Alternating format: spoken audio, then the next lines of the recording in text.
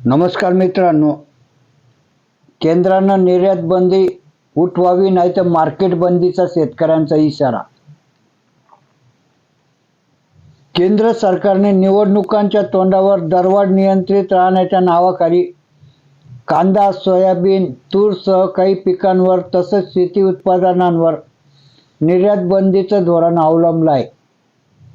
यामुळे शेतकऱ्यांचे प्रचंड आर्थिक नुकसान होत असून या प्रश्नी शेतकऱ्यांमध्ये केंद्र सरकार विरोधात असंतोषाची भावना तीव्र होत आहे।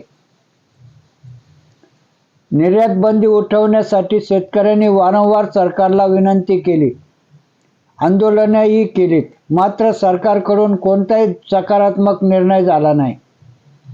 केंद्र सरकार निर्णय घेत नसल्याने निर्यात बंदी विरोधात संतप्त शेतकऱ्यांनी मार्केट बंदीचा हत्यार उपसण्याचा निर्णय घेण्याचं ठरवलं आहे।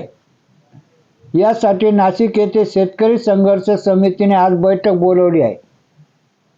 या बैठकीत आंदोलनाची दिशा ठरवली जाणार आहे।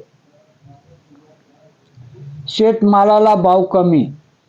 गेल्या काही वर्षांमध्ये शेतकऱ्यांच्या शेतीमालाच्या बाजारभावामध्ये महागाईच्या तुलनेत पाहिजे तेवढी वाढ झाली नाही, परंतु शेतीसाठी लागणाऱ्या रासायनिक खते, बी बियाणे, डिझेल, पेट्रोल इतर सर्व घटकांमध्ये दुपटीने वाढ झाली आहे।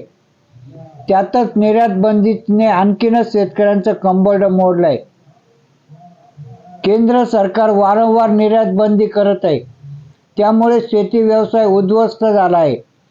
या परिस्थितीला केवळ शासनाची धोरणेच जबाबदार आहेत। शासन आमचा विचार करत नाही, त्यामुळे निर्यात बंदी विरोधात मार्केट बंदी आंदोलनाच्या पावित्र्यात शेतकरी संघर्ष समिती आहे। अशीच नवनवीन माहिती मिळवण्याकामी कृपया आपल्या चॅनलला सबस्क्राईब करावे ही नम्र विनंती। धन्यवाद।